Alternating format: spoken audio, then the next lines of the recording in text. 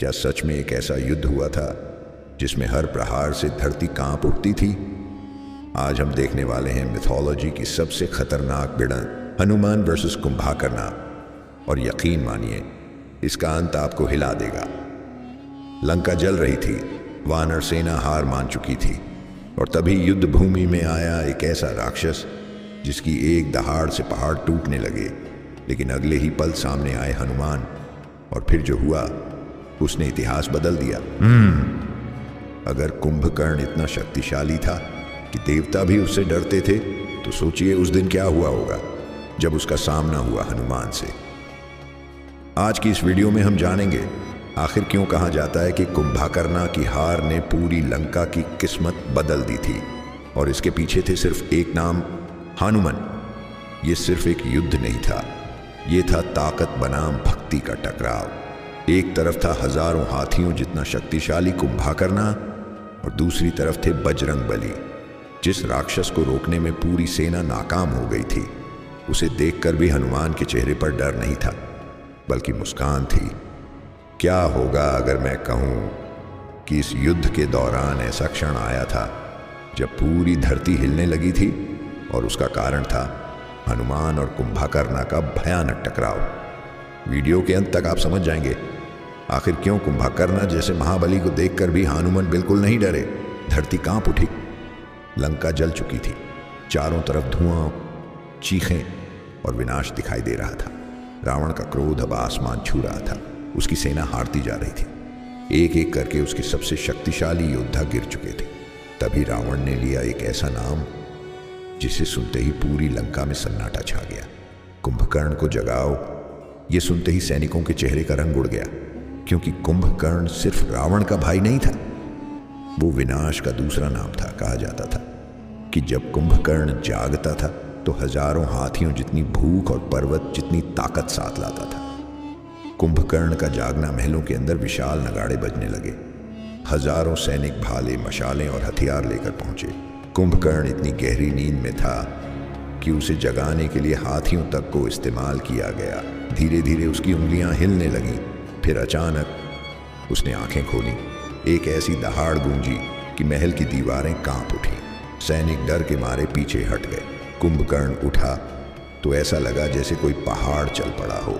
उसकी सांसों की आवाज तक डर पैदा कर रही थी। युद्ध भूमि में आतंक। जैसे ही कुंभकर्ण युद्ध भूमि में पहुंचा, वानर सेना में अफरा तफरी मच गई। वो अपने विशाल हाथों से दर्जनों वानरों को हवा में फेंक रहा था।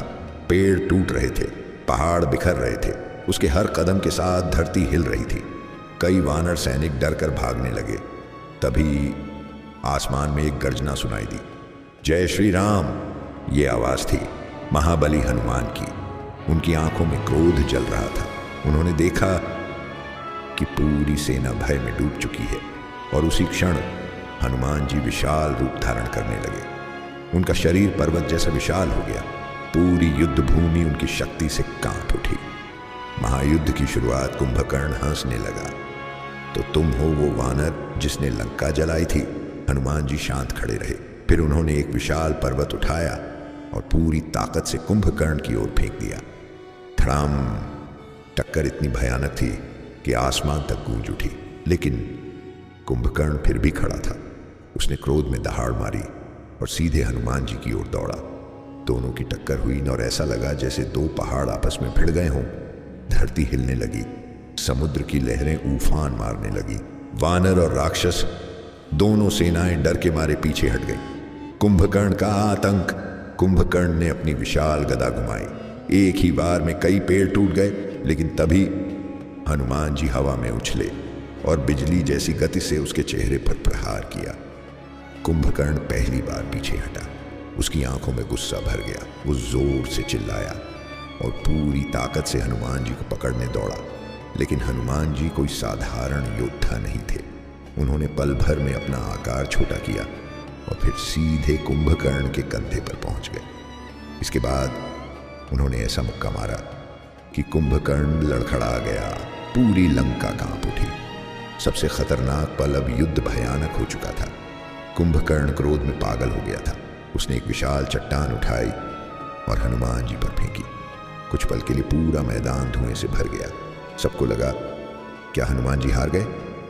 वानर सेना की सांसें रुक गईं, लेकिन तभी धुएं के बीच से एक चमकती हुई आकृति बाहर निकली। वो थे महाबली हनुमान। उनकी गर्जना सुनते ही पूरा आसमान गूंज उठा, जय श्री राम।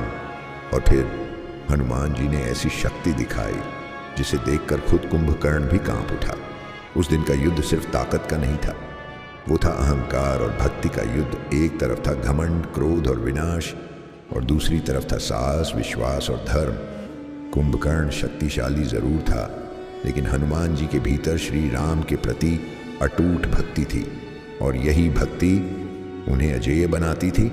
इसीलिए आज भी कहा जाता है, जहां हनुमान जी का नाम लिया जाता है वहां सबसे बड़ा डर भी खत्म हो जाता है। जय श्री राम।